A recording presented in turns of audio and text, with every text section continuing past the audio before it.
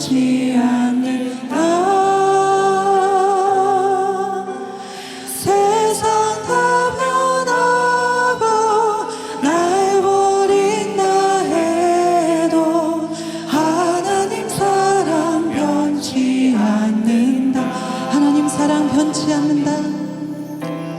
하나님 사랑 변치 않는다.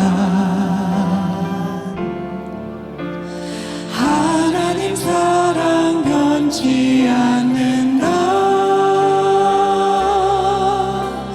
세상 다 변하고 날 버린다 해도 하나님 사랑 변치 않는다. 하나님 내 길 인도하신다. 하나님 내 길 인도하신다. 하나님 내 길 인도하신다. 나의 가는 길은 주님께 있으리. 하나님 내 길 인도. 한 번 더 찬양하시겠습니다. 하나님 내 길 인도하신다. 하나님 내 길 인도하신다. 하나님 내 길 인도하신다. 하나님 내 길 인도하신다. 나의 가는 길 다 주님께 있으니. 나의 가는 길 다 주님께 있으니. 하나님 내 길. 소리 높여 찬양하시겠습니다. 반드시 기도 응답하신다. 반드시 기도 응답하신다. 아멘. 반드시 기도 응답하신다. 때론 나의 뜻과 다른 길이라도 반드시 기도 응답하신다. 하늘의 것을 구하면 산다. 하늘의 것을 구하면 산다. 하늘의 것을 구하면 산다. 세상 헛된 것에 소망 두지 말고 하늘의 것을 구하면 산다. 세상 헛된 것에 소망 두지 말고 세상 헛된 것에 소망 두지 말고 하늘의 것을 구하면 산다. 하늘의 것 하늘의 것을 구하면 산다. 하늘의 것을 구하면 산다. 아멘. 이 시간 함께 주님 앞에 기도하시면서 나아가시겠습니다. 우리의 가는 모든 길 다 주님께 있습니다. 주님, 우리를 인도하여 주시옵소서. 주님의 길로 우리를 인도하여 주시옵소서. 우리의 모든 삶, 우리의 모든 길, 모든 계획 주님 앞에 올려드리고 내어드리며 함께 이 시간 기도하시겠습니다.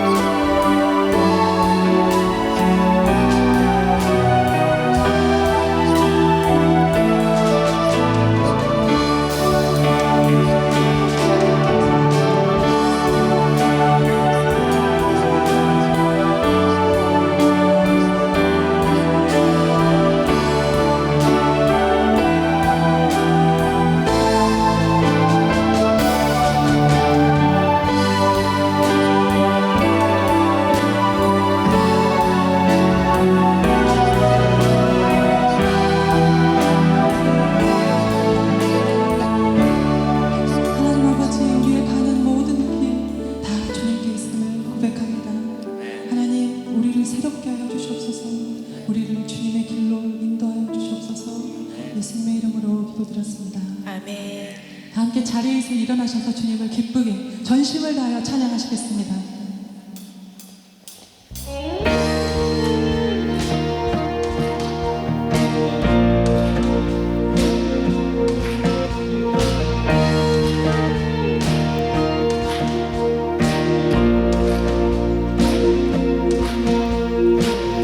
성령이여 내 영혼을 충만케 하소서.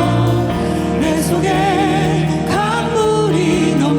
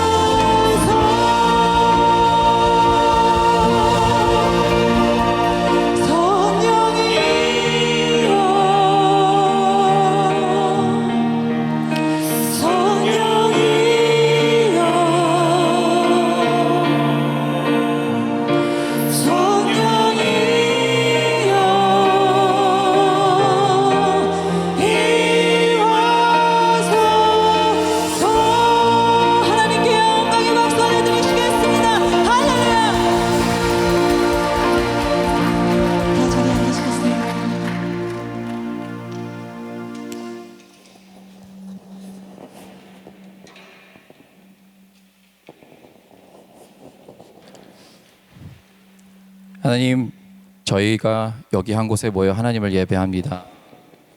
우리의 영혼이 주의 은혜를 힘입어 하나님 아버지 앞에 나왔습니다. 우리의 눈과 귀가 또한 마음이 그리고 영혼이 열리며 깨어 예배하는 찬양교회 한 사람 한 사람 되기를 기도합니다. 먼저 주님, 지난 한 주간 동안 하나님의 말씀대로 살지 못한 저의 죄를 고백합니다. 순간순간 모든 행동 그리고 많은 결정 속에 육신의 정욕과 이생의 자랑이 묻어나는 삶을 살았음을 고백합니다. 우리의 혀를 다스리지 못하고 지혜롭지 않았음을 고백합니다.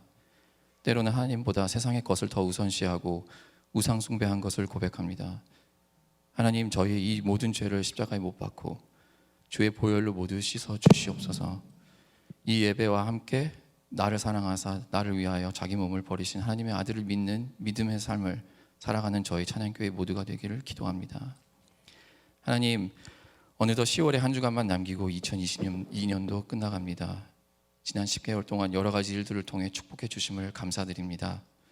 저희 삶 속에서 힘들 때 붙잡아 주시고 아플 때 치유해 주시며 세상의 어떤 모습으로 어려울 때에도 우리와 함께 해 주심에 감사드립니다. 주님, 앞으로 남은 한 해도 주께 맡깁니다. 우리의 힘과 지혜로 감당하지 않고 계속해서 하나님의 변화를 받아 하나님의 선하시고 기뻐하시고 온전하신 뜻이 무엇인지 분별하는 저희 모두가 되게 하시옵소서. 하나님, 특별히 아프고 어려움에 처한 형제 자매님들을 위해서 기도합니다. 주께서 긍휼을 베푸사 치유를 허락하시고 형제 자매님들의 마음과 몸이 성령의 능력으로 나아지며 그리고 무엇보다 이 과정을 통해서 주를 더 알게 되는 시간이 되기를 기도합니다. 같이 기도하는 가족들에게도 함께 하셔서 위로하시고 복을 내려주시기를 기도합니다. 계속해서 같이 기도하는 우리 모두가 되기를 기도합니다. 하나님, 주일학교 찬양, 예배, 음향, 청소, 안내, 선교, 주방, 주차 그리고 모든 사역에까지 맡으신 일에 묵묵히 수고하시는 형제 자매님 한 분 한 분을 기억하여 주시옵소서. 하나님께서 친히 그분들의 사역에 동행하시어 위로하시고 복 주시기를 기도합니다. 일터로 불러주시고 또한 사랑으로 불러주실 지기님들도 기억하시고 그들의 마음이 주께서 부어주신 사랑으로 넘치고 은혜가 넘쳐나기를 기도합니다. 이 모든 사역이 사람의 열정과 노력으로만 진행되어 지치는 것이 아니라 주님의 사건에 함께 동참하여 기적을 경험하는 교회가 되기를 기도합니다. 이로 인해 누군가의 생명과 풍성한 삶을 위하여 사는 찬양가 교회가 되게 하소서. 마지막으로 말씀 전하시는 목사님을 통해서 주의 말씀이 선포되고 예배를 통해 찬양교회가 일어나기를 기도합니다. 이 말씀을 통해 우리의 속사람이 변화되고 그리스도의 이름이 높임받는 그런 교회가 되기를 기도합니다. 예수님의 이름으로 기도드렸습니다. 아멘.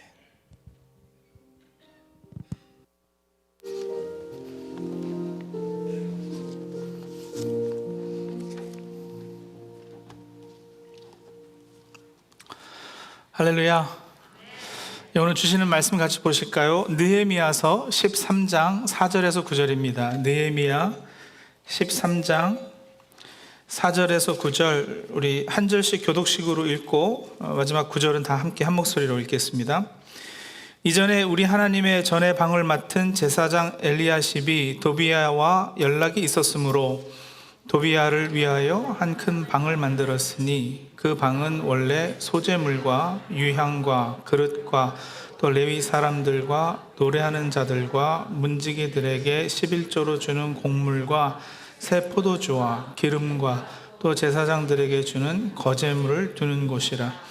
그때에는 내가 예루살렘에 있지 아니하였느니라. 바벨론 왕 아닥사스다 32년에 내가 왕에게 나아갔다가 며칠 후에 왕에게 말미를 청하고 예루살렘에 이르러서야 엘리야십이 도비야를 위하여 하나님의 전 뜰에 방을 만든 악한 일을 안지라. 내가 심히 근심하여 도비야의 세간을 그 방 밖으로 다 내어 던지고 명령하여 그 방을 전결하게 하고 하나님의 전에 그릇과 소재물과 유향을 다시 그리로 들여놓았느니라. 아멘. 느헤미야서는 13장까지 있는 책입니다만 12장으로 끝났으면 참 좋을 뻔했습니다. 주일학교 좋은 데 나오신 분들은 느헤미야서의 역사 배경을 잘 아시겠지만 그렇지 못하신 분들을 위해서 아주 간략하게 좀 말씀을 드리겠습니다. 사울이 이스라엘의 초대 왕이었고요. 그 후에 다윗 왕이 됩니다. 다윗의 아들 솔로몬이 왕위를 물려받아 다스리다 솔로몬이 죽고 나서는 나라가 남과 북으로 나뉘어지죠. 북쪽이 이스라엘이고 남쪽이 유다입니다. 그렇게 분열 국가가 되었다가 결국에는 북이스라엘은 아시리아의 나라가 망하게 되고 남유다는 바벨론에게 망해서 많은 백성이 포로로 잡혀가게 됩니다. 바벨론은 예전 성경의 바사국으로 번역되던 페르시아에 의해 흡수됩니다. 바벨론을 무너뜨리고 페르시아를 세운 사람이 고레스 왕인데, 고레스는 칙령을 내려서 바벨론의 포로로 잡혀와 있던 유대인들을 고향으로 돌아가게 해줬습니다. 이게 주전 538년의 일입니다. 그 후 몇 차례에 걸쳐서 유대인들의 기환이 있었지만 여전히 페르시아에는 많은 유대인들이 남아 있었거든요. 하나님의 사람 느헤미야도 그중 한 명이었습니다. 느헤미야는 왕의 술을 맡아 시중 들던 술 맡은 관원이었습니다. 나름 고위직인데, 근데 몇 차례에 걸쳐서 자기 동포들이 고향으로 돌아갔음에도 유다와 예루살렘의 형편을 물으면 예루살렘 성은 여전히 허물어져 있습니다, 성문들은 불타 있습니다 하는 안타까운 소식들을 전해 듣게 되죠. 그래서 느헤미야가 페르시아 왕의 허락을 받고 예루살렘에 돌아와서 탁월한 리더십을 발휘해 성벽 재건에 앞장서게 됩니다. 어려운 여건과 적들의 방해 공작에도 불구하고 불가능해 보였던 성벽 재건에 느헤미야는 성공합니다. 느헤미야 12장 후반부에는 그렇게 완성한 성벽을 봉헌하는 장면이 기록되어 있습니다. 성벽 봉헌식은 성대하고 멋있었습니다. 얼마나 감격스러웠을까요? 주체할 수 없는 기쁨의 순간이었을 겁니다. 그 봉헌식 기록이 12장 후반부에서 사실은 13장 3절까지 이어져요. 13장 1절에 보시면 그날 모세의 책을 낭독하여 라고 시작이 되잖아요. 여기 이제 그날이 봉헌식 날이거든요. 100년 넘게 고대하던 성벽이 완공되었습니다. 온갖 악기와 노래하는 사람들을 앞세워서 무리를 져서 성벽 위에 올라가서 행진하고 봉헌식을 거행합니다. 온 백성이 하나님을 기뻐하며 율법에 따라 감사하는 마음을 가지고 제사장들, 레위 사람들의 몫을 구별해 주었습니다. 또 율법을 따라 암몬, 모압 사람들은 백성의 총회에서 분리해서 하나님 앞에 거룩하기를 결단하죠. 이방인을 분리하는 것은 이방신을 섬기지 않겠다는 다짐을 하는 거예요. 자, 여러분, 딱 거기까지 하고 그 장면에서 느헤미야서를 마쳤다면, 거기까지 하고 the end 했으면 완벽했을 뻔했어요. 백설공주와 왕자님은 결혼해서 영원히 행복하게 잘 살았답니다. 끝. 그러면 얼마나 깔끔하고 좋아요? 기분 좋게 책을 덮을 수 있어요. 근데 느헤미야서는 거기서 끝나지 않거든요.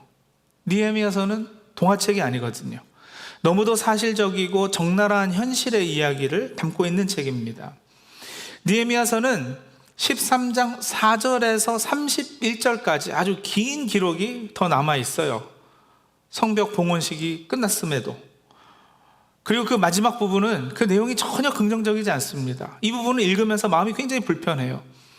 뭐 내용이 이렇게 흘러가나 생각이 들다가 뭔가 제대로 된 클로저리 없이 느헤미야서가 이게 끝나기 때문에 뭐 밥 먹다만 일하다만 이제 그런 느낌이 들죠.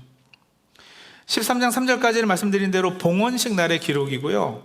4절부터 이제 새로운 단락의 시작인데, 이 단락에는 어떤 이야기들이 써져 있느냐면, 예루살렘 성전의 방을 맡은 제사장이었던 엘리야십이 도비야와 예전부터 알던 사이였기 때문에 도비야에게 성전 안에 있는 큰 방 하나를 내줘서 살게 했습니다.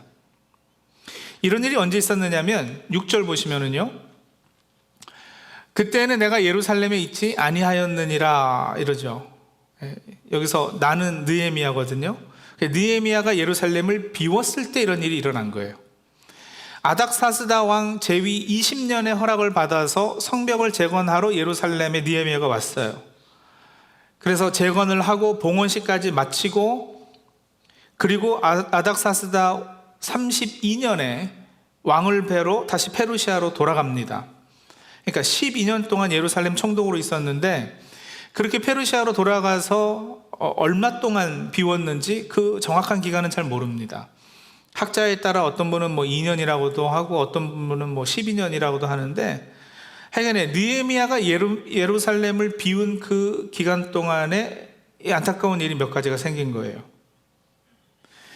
나중에 이제 왕에게 말미를 얻어서 7절에 보면 다시 예루살렘으로 돌아오 보잖아요. 그랬더니 하나님의 성전 안에 도비야가 떡하니 방을 얻어 살림을 차려 살고 있었던 거죠. 도비야는 어떤 사람이냐? 암몬 사람이었어요. 유다 사람들이 예루살렘 성벽 재건을 할 때 반대하던 해방 놓던 사람이에요. 느헤미야서 2장 19절에 보시면요, 너희가 하는 일이 무엇이냐? 너희가 왕을 배반하고자 하느냐? 하면서 유다 사람들을 업심여기고 비웃었던 사람이고요. 4장 3절도 보면 그들이 건축하는 돌 성벽은 여우가 올라가도 곧 무너지리라 하고 빈정거리던 사람이었어요. 6장 17절에서 19절을 세 번역으로 제가 읽어드립니다. 그 무렵에 유다의 귀족들이 도비야에게 편지를 자주 보내고 도비야도 그들에게 편지를 보내곤 하였다. 도비야는 아라의 아들인 스가냐의 사위인데다가 도비야의 아들 여호하난도 베레가의 아들인 무슬람의 딸과 결혼하였으므로 유다에는 그와 동맹을 맺은 사람들이 많았다. 그들은 내 앞에서도 서슴없이 도비야를 칭찬하고 내가 하는 말은 무엇이든지 다 그에게 일러 바쳤다. 그래서 도비야는 나에게 협박 편지를 여러 통 보내서 위협하였다. 이랬던 사람이거든요. 이놈이 근데 참 낯짝도 두껍고 끈질겨요. 그렇게 회방 놓고 비아냥거리고 위협하고 하더니만 성벽이 완성이 되고 성전 일이 제대로 이렇게 돌아가기 시작하니까 전에 동맹 맺었던 인맥들을 동원해서 자기가 성전 안까지 들어와서 살림방 차려놓고 사는 거예요. 도비야가 차지한 방은 또 어떤 방이냐? 5절에 보시면은요, 그 방은 원래 백성들이 봉헌한 곡식 제물과 유향과 그릇과 레위 사람들과 성전일 보는 사람들에게 주려고 11조로 거둔 곡식, 새 포도주, 기름, 그리고 제사장 몫으로 바친 제물을 두는 곳이었습니다. 여러분, 이게 무슨 말인지 아시겠어요? 이런 방을 내줬다라는 것은 성전 재정을 그에게 맡겼다라는 거예요. 성전일 보는 사람들, 레위 사람들, 그리고 제사장 몫으로 바친 11조를 이 암몬 사람 도비야가 관리했다는 거죠. 기가 막힐 노릇 아니겠어요? 여러분, 도비야가 그걸 제대로 관리했을까요? 아니요. 제 주머니 채우는 데 썼어요. 그러니 당연히 어떤 결과가 벌어졌는가? 13장 이제 10절 내려가 보면은요, 레위 사람들이 받을 몫을 주지 아니하였으므로 이랬잖아요. 도비야가 지껏 챙기느라고 그 사람들이 마땅히 받아야 되는 몫을 챙겨주지 않은 거예요. 그래서 레위 사람들, 성전에서 노래하는 사람들이 다 성전일 관두고 먹고 살려고 예루살렘을 떠납니다. 하나님께 예배 제대로 드리려고 느헤미야와 백성이 그 고생하면서 성벽을 재건한 것이었어요. 성전의 일이 제대로 돌아가게 하려고 성벽을 재건했습니다. 그런데 성벽 재건한 지 얼마 되지도 않아서 말짱 도루묵이 되고 말았어요. 예배가 다시 위험해졌습니다. 그뿐 아니죠. 예배가 그렇게 흔들리니까 도미노 현상같이 줄줄이 어떤 일이 벌어졌는가? 여러분, 중심이 깨지니까 당연히 생기는 일일 수밖에 없는데, 느헤미야가 없는 동안에 우선은요, 유다 백성이 안식일을 제대로 지키지 않습니다. 그게 이제 13장 15절에서 22절의 내용이에요. 너희들이 안식일을 범했다. 꾸짖어요.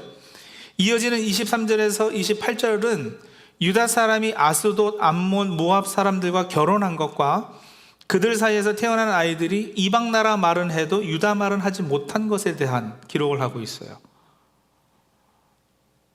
그래서 느헤미야가 엄청 화내거든요.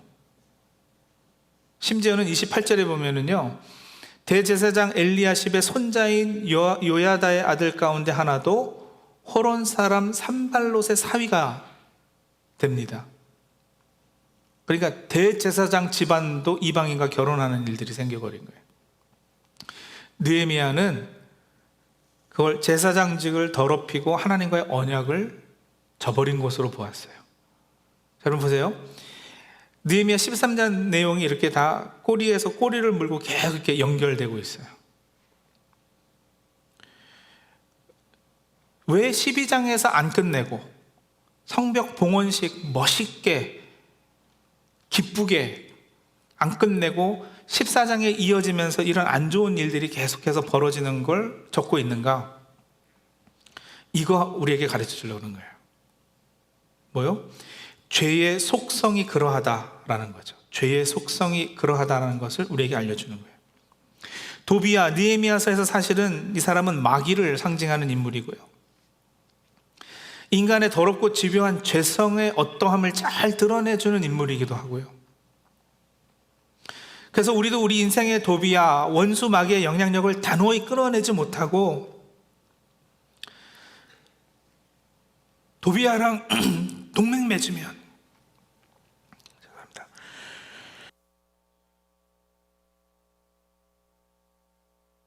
또 그 집안이랑 결혼하고 친구 삼으면 도비야는 언젠가는 성전 안까지 들어와서 자기 자리를 만들고 영향력을 키워갈 것입니다.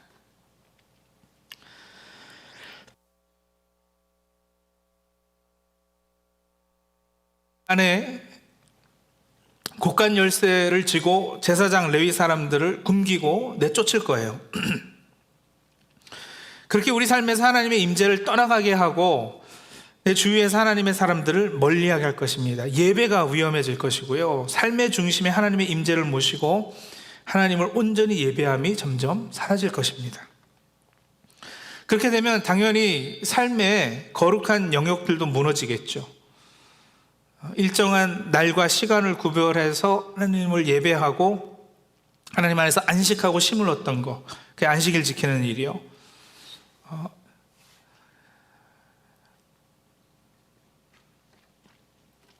감사합니다. 여러분 15절 보시면 15절 보시면 우리 성도님들이 한번 읽으세요. 저는 물을 좀 마시겠습니다.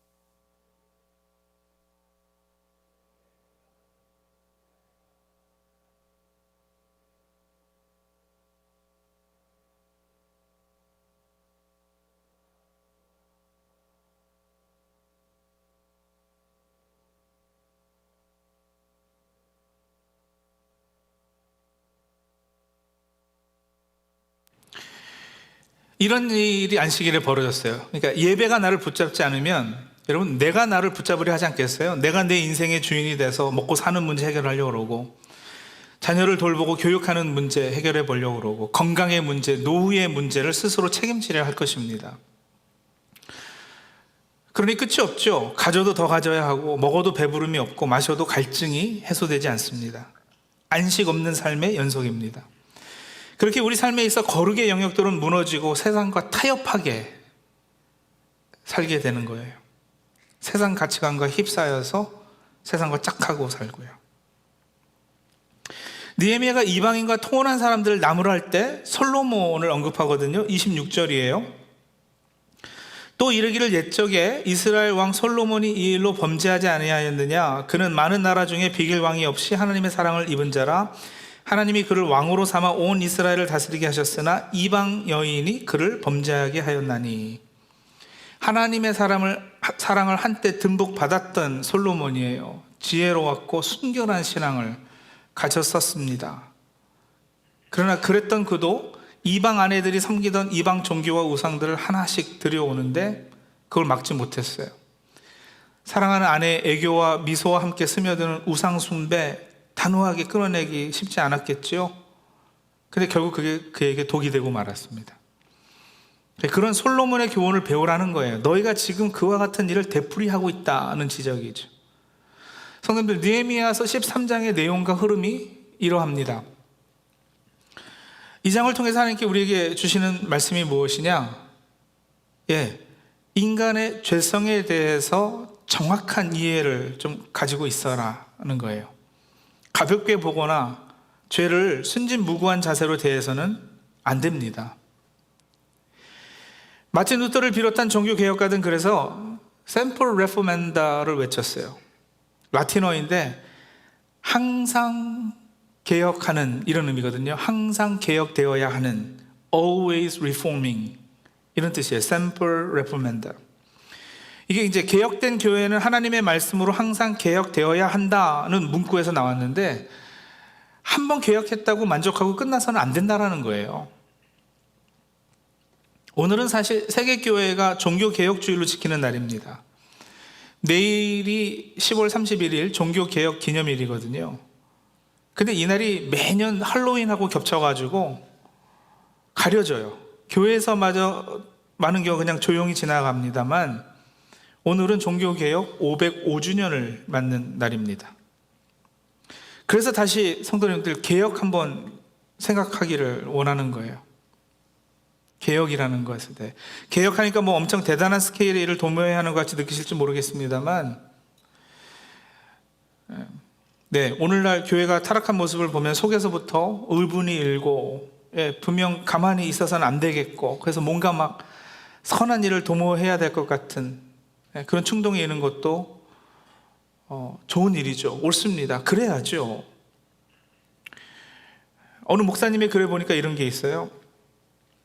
다음은 어느 시대 어느 지역의 교회를 묘사하고 있을까요? 라고 질문을 했어요. 여러분도 한번 맞춰보세요. 어느 시대 어느 지역의 교회를 묘사하고 있는 건가? 성직자들이 자기의 자녀들에게 교회를 물려주는 세습이 빈번하게 일어났다. 신학적으로 또 영적으로 훈련받지 못한 성직자들이 성도들의 영혼을 곤비케 했다. 교회가 대형 교회를 짓는 데 힘을 기울이고 외형적인 치장으로 교회의 위용과 외적인 과시가 절정에 이르렀다. 언제때 이야기일까요? 성직자들이 자기의 자녀들에게 교회를 물려주는 세습이 빈번하게 일어났다. 신학적으로 영적으로 훈련받지 못한 성직자들이 성도들의 영혼을 곤비케 했다. 교회가 대형 교회 짓는 데 힘을 기울이고 외형적인 치장으로 교회의 위용과 외적인 과시가 절정에 이르렀다. 답은요, 종교개혁 직전 14세기, 15세기 중세 교회의 모습이에요. 근데 착각들 하셨죠? 오늘 우리 한국교회 모습이라 답하고 싶지 않으셨어요? 여러분, 똑 닮았어요. 종교개혁 바로 직전하고 오늘 우리 한국교회가 똑 닮았어요.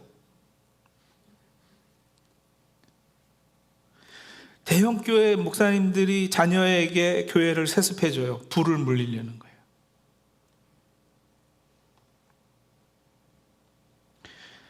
목사들이 성도들의 영혼을 곤비케 하니까 가나안 성도들 아시죠? 가나안 거꾸로 해서 안나가 성도들 처음 들어보셨나요? 안나가 성도들을 가나안 성도들이라 그래요. 교회 안 나가는 성도들이 많아지는 거예요. 곤비케 하니까.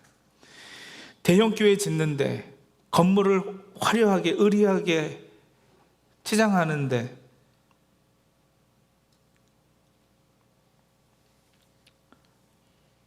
온갖 집중을 하고 그렇게 해서 많은 성도들을 끌어모이는 게 목회적인 성공이라 이야기하고, 그런 교회 목사님들은, 큰 교회 목사님들은 큰 목사라고 불리는 거 아세요? 작은 교회 목사님들은 작은 목사고.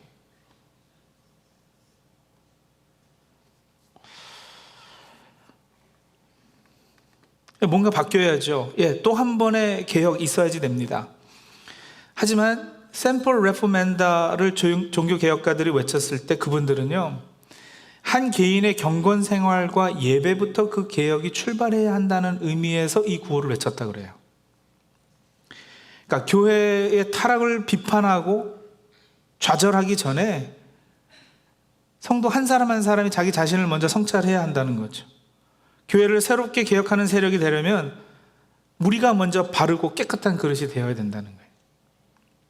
성도님들, 우리가 어느 정도의 신앙의 연륜이 쌓이고 신앙의 수준에 도달하면 더 이상 죄짓지 않고 유혹이 흔들리지 않게 될까요?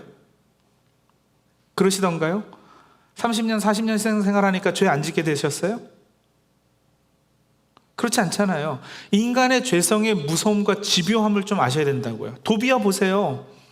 끝까지 살아남아서 기어코 성전 안까지 기어 들어가서 주인 행세하잖아요.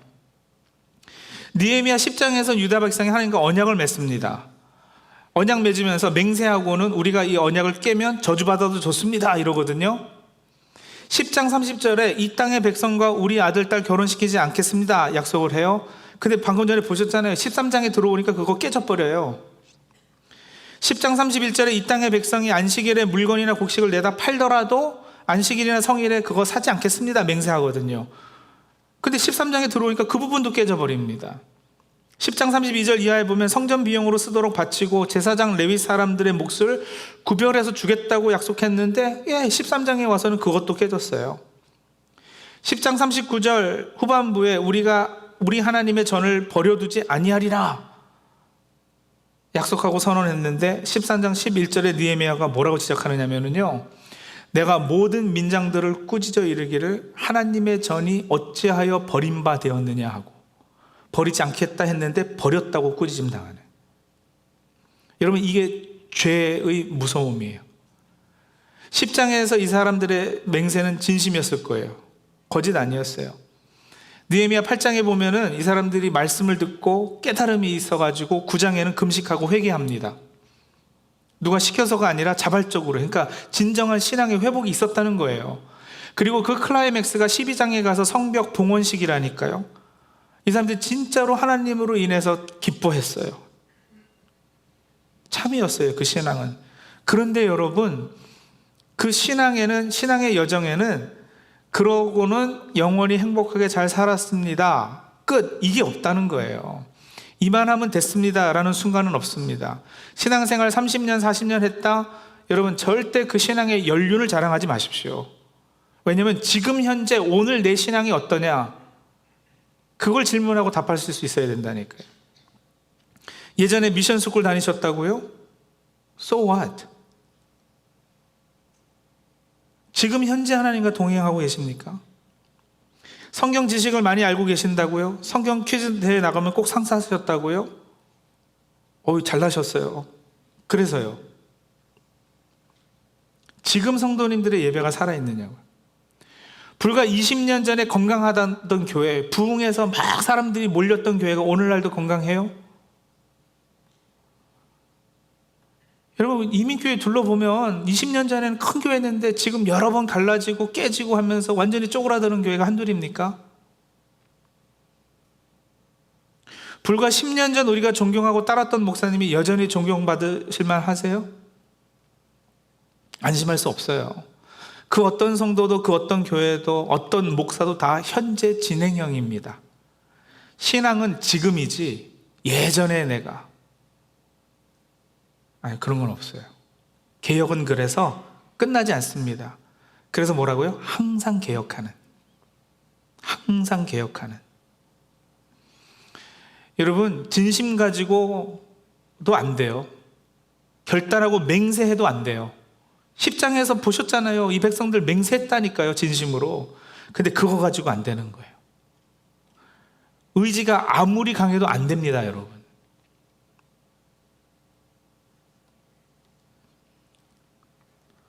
저는 매일 아침 다이어트 시작하거든요. 근데 점심 먹고 나면은 그 의지가 깨져버려요. 내 의지로는 안 돼요. 안 되는 것들이 있어요. 그럼 어떻게 됩니까, 목사님? 결단도 해도 안 되고, 진심 가지고도 안 되고, 맹세를 여러 번 해도 안 되면 어떻게 됩니까? 여러분들, 절망하십시오. 절망하셔야지 됩니다. 죄와 치열하게 싸우다가 져가지고 무릎 꿇고 절망해 본 경험이 없으면 신앙생활 제대로 하신 게 아니에요. 율법 지키려고 노력하고 말씀 따라 살려고 애쓰고 그런 흔적들이 신앙생활 가운데 있어야지 되고요. 그리고 그 앞에서 절망해 보셔야지 돼요. 그래서 안 되는구나. 10장에서 그렇게 의기양양하게 결단하고 맹세했지만 13장 가니까 다 깨지고 허물어지는구나. 느헤미야가 잠시 자리를 비우니까 말짱 도루묵 되는구나. 나는 이거밖에 안 된다 하면서 자기 자신에 절망하십시오. 여러분, 그래야, 절망을 해야 드디어 느헤미야를 기다리게 되는 거예요. 느헤미야는 그리스도의 타입이잖아요. 그림자예요, 구약에. 그리스도가 상징하고 예표하는 우리의 참된 구세주 예수 그리스도를 절망한 사람들은 바랄 수 있죠. 기대할 수 있죠. 그분께만 소망을 줄 수 있는 거예요. 느헤미야가 예루살렘에 돌아와야 다시 개혁이 시작이 되는 거예요. 도비야 성전에서 방패라고 세간 살림 다 내치고요. 안식일에 사고 팔지 못하게 유다의 귀족들을 꾸짖고요. 아이들이 이방 나라 말을 하고 유다 말을 하지 못하니까 아비들을 나무라고 저주받을 것이라고 야단을 쳐요. 25절에 보면은요, 심지어 그들 가운데 몇 명을 때리기도 했고 머리털을 뽑기까지도 했다니까요.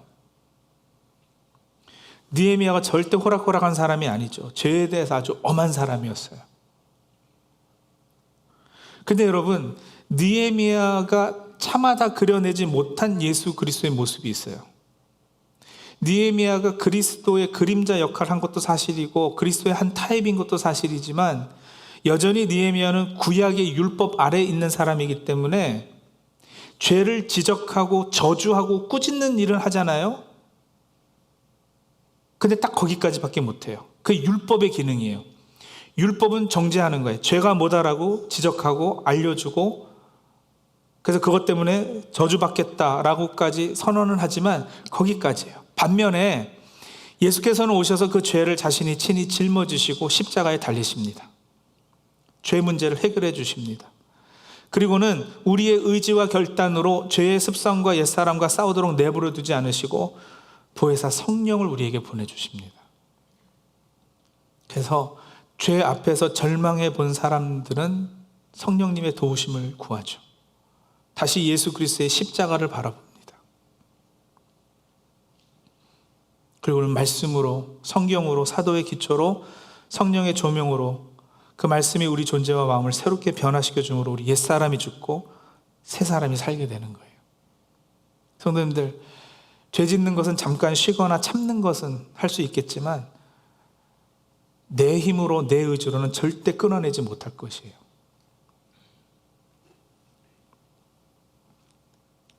성화라는 것은 말씀으로 내 내면과 생각과 가치가 하나님의 것으로 채워질 때 조금씩 하나님 닮은 모습 되어가는 것을 말하는데, 그 과정이 이 땅 살면서는 끝이 없기 때문에 여러분, 우리가 절망하고 다시 그리스도께로 돌아가고 절망하고 다시 또 십자가를 바라보고는 이 과정을 절대 포기해서는 안 됩니다. 우리는 설마 포기하더라도 하나님께서는 우리를 포기치 않으실 거거든요. 그러니까 그분의 인도를 따라야 할 것입니다. 죄와의 싸움에서 이겼다 하는 승리주의는 그래서 금물입니다. 느헤미야서가 12장이 아니라 13장으로 끝맺음하고 있음을 꼭 기억하고, 끝나지 않은 내 신앙의 개혁, 내 삶의 개혁을 위해 성령님의 인도하심과 역사하심에 자신을 내어 맡기시는 주의 백성들이 다 되시기 바랍니다.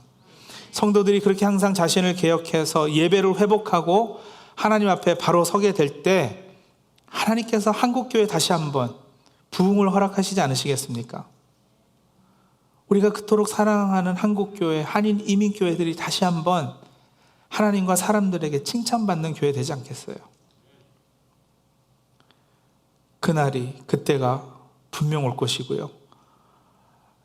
그런 교회의 계획은 바로 내가 하나님 앞에 성찰하고 내 자신을 항상 개혁하는 그 일이 되어질 때 이루어질 것입니다. 같이 기도하죠.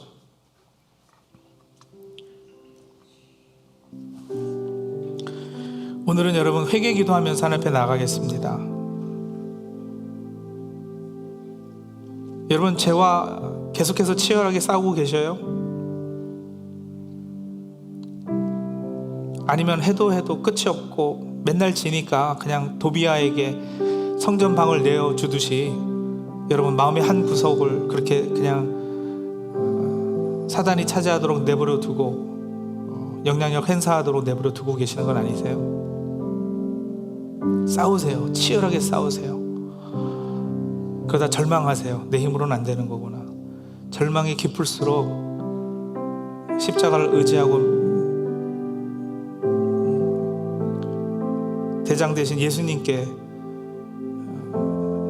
싸움을 맡겨드리는 일이 더 간절해지고 가능해질 것입니다. 그렇게 자신의 개혁을 위해서 기도하시고요. 그렇게 우리 한 사람 한 사람이 항상 개혁하는 가운데 하나님, 지금 너무나도 참담하게 무너져 있는 한국교회, 혹시 하나님께서 촛대를 다른 곳으로 옮기시지 않을까 걱정되는 우리 한국교회, 우리 한인 이민교회들 다시 한번 기회를 허락하시지 않으시겠습니까? 도와주옵소서. 그렇게 기도하는 시간 갖도록 하죠. 잠시 기도하겠습니다.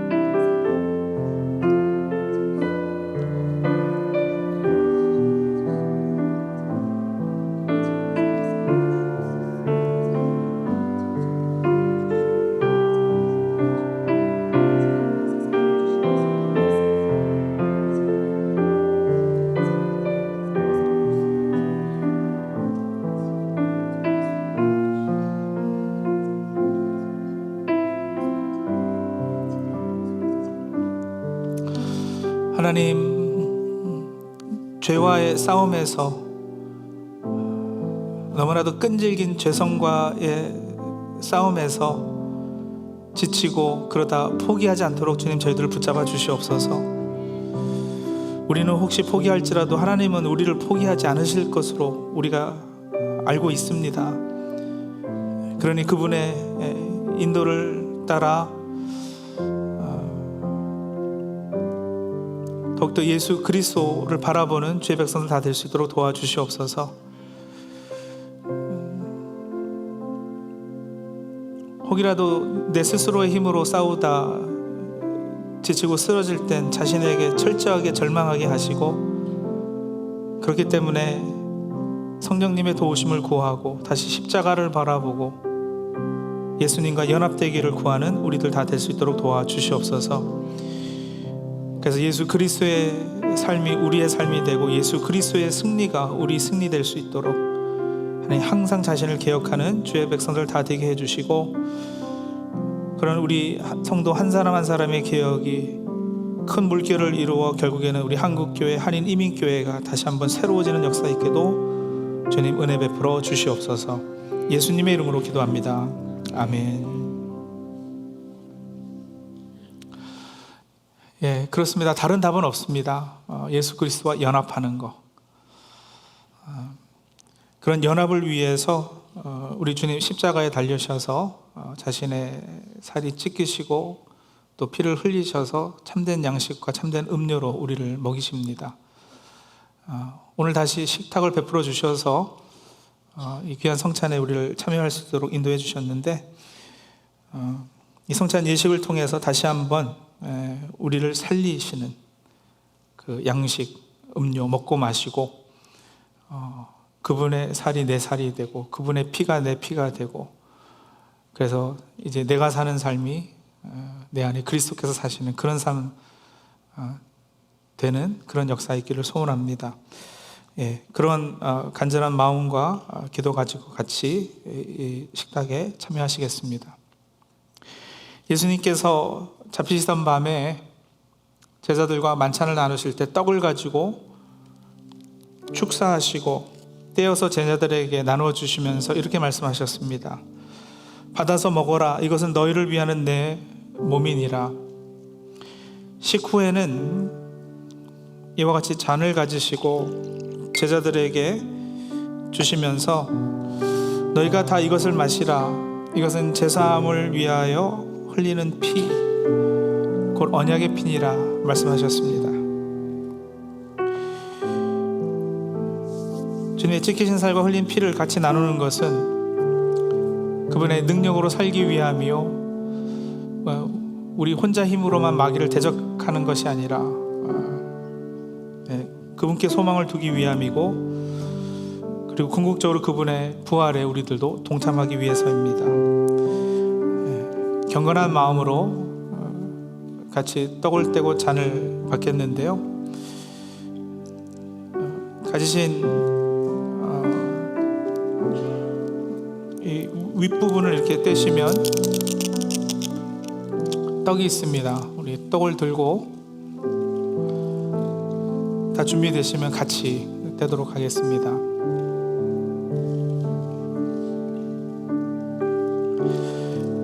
우리를 위해 지키신 주님의 고난을 묵상하면서 함께 떡을 받으시겠습니다.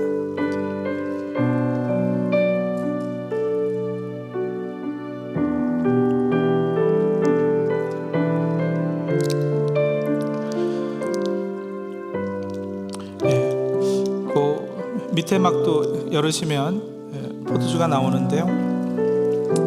죄사함을 얻게 하는 주님의 피입니다. 여러분, 주님의 피를 묵상하고 또 여러분 연약한 삶의 영역들과 혹은 몸에 질병이 있거나 하신 분들은 그 부위에 이렇게 손을 대시고 하나님 치유해 주세요.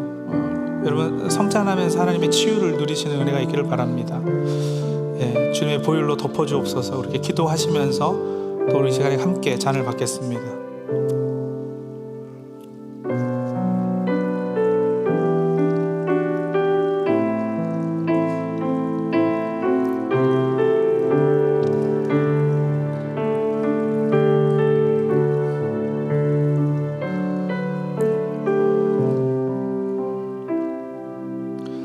기도하죠. 주님의 몸을 먹고 주님의 피를 마셨습니다. 하나님, 이제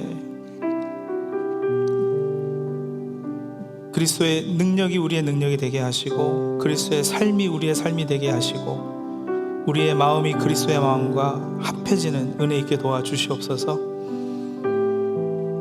그래서 죄와 치열하게 싸워야지 되는 이 세상 살면서도 우리 주님 안에서 늘 승리하는 주의 백성들 다 될 수 있도록 은혜 내려 주시옵소서. 예수님의 이름으로 기도합니다. 아멘. 우리 이제 다 일어나셔서 같이 하나님 앞에 봉헌하시겠습니다.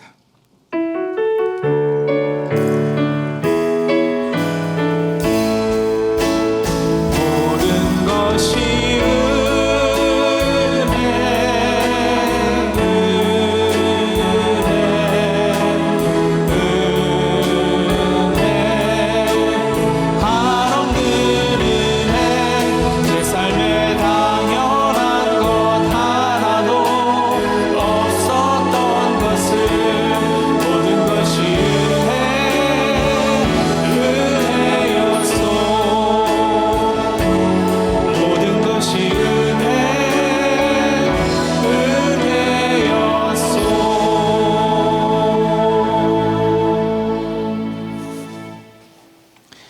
하나님, 오늘은 참으로 기뻐해야 할 주님의 날입니다만 전쟁과 암울한 경제 상황에 안타까운 소식은 계속 들려오고 특히 한국에서는 이제 제대로 펴보지도 못한 많은 젊은 20대 청년들이 끔찍한 참사를 당하여 사망자 숫자가 계속 늘고 있기에 우리의 마음이 무겁고 슬픕니다. 하나님, 오늘 봉헌하는 이 인물에는 우리의 상한 심령이 담겨 있습니다. 상하고 통회하는 마음을 주께서 멸시치 않으실 줄로 압니다. 하나님, 오늘 봉헌하는 이 예물에 세상에 어려움 당하는 많은 이들을 향한 국률의 마음을 담습니다.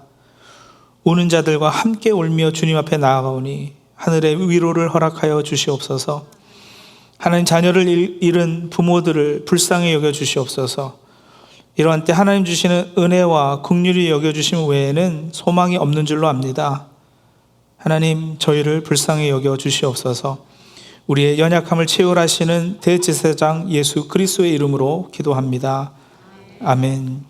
지금은 우리 주 예수 그리스도의 은혜와 아버지 하나님의 크신 사랑과 성령님의 도우심과 새롭게 결단케 하시는 역사가 영적으로 늘 깨어있어 항상 개혁하는 성도와 교회 되기를 소원하는 사랑하는 주의 백성들 위해 지금부터 영원까지 함께 하시길 간절히 축원하옵나이다. 아멘. 우리 바다 덮음같이 여호와의 영광을 인정하는 것이 온 세상 가득하리라. 우리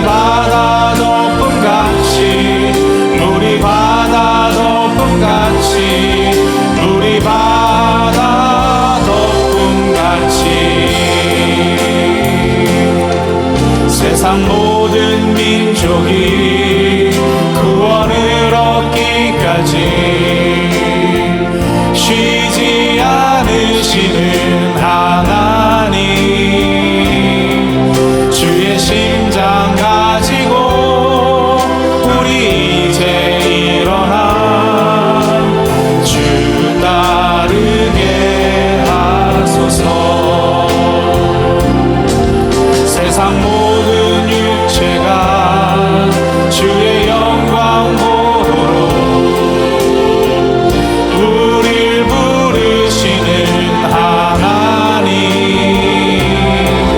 주의 손과 발 되어 세상을 치유하며 주 섬기게 하소서.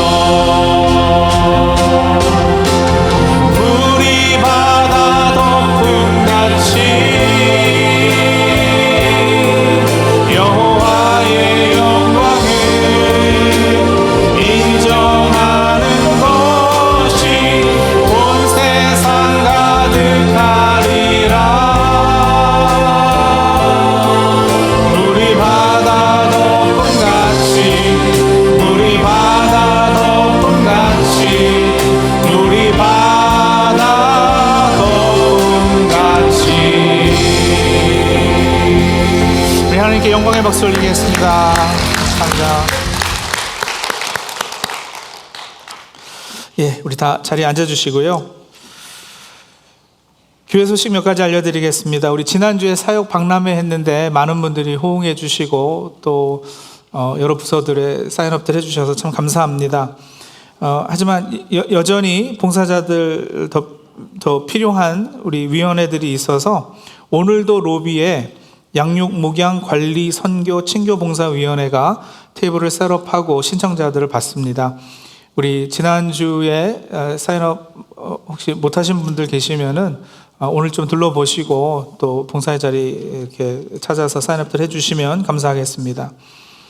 내일 저녁 6시에 우리 할렐루야 나이트 하는 거 기억하시고 우리 자녀들과 함께 나와서 유익한 시간들 보내시고요. 세례 신청은 오늘까지입니다. 기억하시고 이번에 받으셔야 되는 분들은 신청기간 놓치지 마십시오. 3040 모임을 11월 20일 주일 오후 5시에 하게 되는데 우리 이날 같이 식사도 하고 또 앞으로 이 사역에 대해서 함께 또 나누고 머리를 맞대고 사역 이름도 공모하는 시간을 가지려고 합니다. 그래서 우리 3040 모임에 많이들 참여해 주시면 감사하겠는데 다른 이름으로 3040이라 안 하고 다른 이름으로 바꾸려고 하는 이유 중에 하나는 이렇게 딱 3040으로 딱 끊고 이러는 게 아니고요. 자녀들이 교육부에 계신 분들은 다 같이 이렇게 좀 참여할 수 있도록 하려고 합니다. 그래서 나는 50대 초반인데요. 우리 아이들은 교육부에 있는데요. 하시는 분들은 오셔도 됩니다. 괜찮습니다. 그래서 꼭 3040 아니더라도 교육부에 자녀들이 있는 분들을 주로 이렇게 대상으로 하는 모임입니다. 한웅재 목사님은 이제 CCM 가수신데요. 우리가 즐겨 부르는 은혜로운 찬양들 많이 작곡 작사하신 분이세요. 오셔서 우리 11월 20일 주일 오후 7시에 미니 콘서트 하십니다. 그래서 우리 3040 모임 그날 하시고 5시에 모이고 7시에 다 콘서트에도 참여해 주시면 감사하겠고 또 우리 성도님들도 미리부터 일정 이렇게 시간들 내셔서 이 콘서트 오셔서 은혜들 받으시면 좋겠습니다. 이른비 특별 찬양 연주 신청자들 모집합니다. 내가 좀 찬양으로 하나님께 영광 돌리고 싶습니다 하시는 분들은 사인업 해주셔서 이른비 예배 때 좀 섬겨주시고요. 그리고 혹시 그 유튜브로 새벽기도 참여하시는 우리 성도님들은 돌아오는 화요일 11월 1일에는 새벽기도 유튜브 송출이 네트워크 보수공사로 없습니다. 그래서 착오 없으시기를 바랍니다. 예, 우리 이제 나가서 같이 교제하시겠습니다. 감사합니다.